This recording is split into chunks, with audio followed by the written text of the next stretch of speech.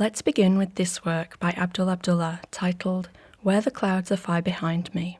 It's part of a series of tapestries from Abdul's 2019 exhibition Contested Territories, which examined the concept of the journey, relating to the aspirations of those moving from where they are to where they want to be, and the difficulties faced by the disenfranchised or displaced.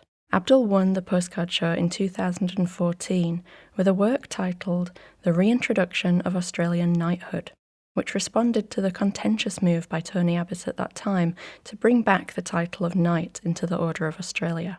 The work explored the idea of Australian identity, what that means, and who is included and excluded, themes that have continued to underpin Abdul's practice.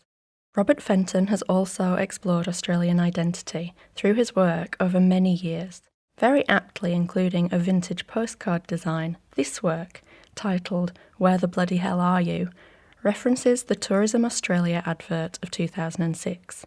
Showing a somewhat romanticised scene of an early settler, this image has been wrapped in plastic and tagged like a museum piece.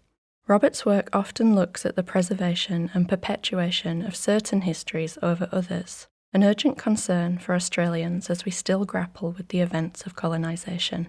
We think that Robert holds the record for entering the show more times than any other artist, so it seems fitting that he's also won the most prizes. In both 2015 and 2017, as well as being awarded the Best Portrait Prize last year with this work titled We Can Fix This, I Think, which also questions our capacity to reconcile with the past.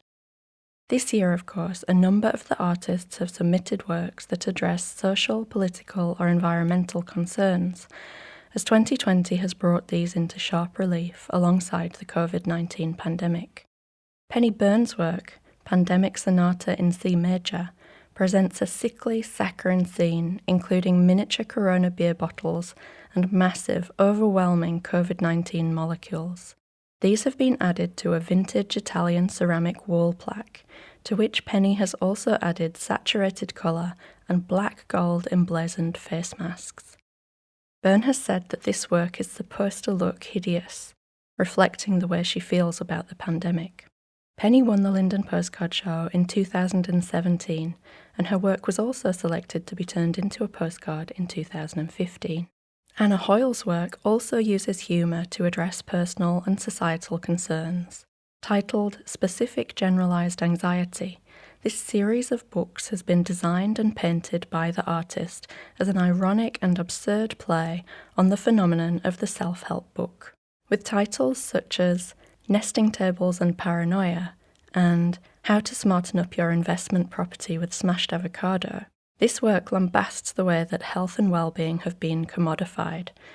Anna was a winner in 2015 with a work titled Latte Lifestyle Bark Huts, which was also a fictional bookwork similar to the series presented here. Lastly, let's take a quick look at the smallest work in the show, Kenny Pittock's sculpture, The Tickets, made earlier this year.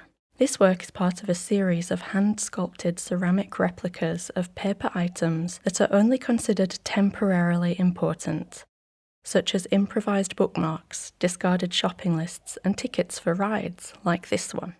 Kenny has chosen to exhibit this work as it represents the way that this year has been somewhat of a rollercoaster ride, at times scary, with many unexpected twists and turns. Kenny won the 2013 Linden Postcard Show with a work from a series called Clingy Ex-Boyfriend.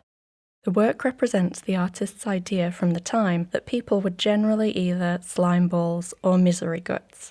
I'd like to acknowledge the wonderful sculptural pieces by Richard Stringer, William Eckholtz and Greg Penn, the beautiful and moving photographic works by Michael Kluge, Valerie Sparks and Hedy Ritterman, along with the wide variety of paintings and works on canvas by Steffi Wallace, Sarah Crowest, Prudence Flint, Josh Foley, Louise Rippert, Rob McAfee, Scott Miles, Jennifer Mills, Grant Nimmo, and Helen Johnson.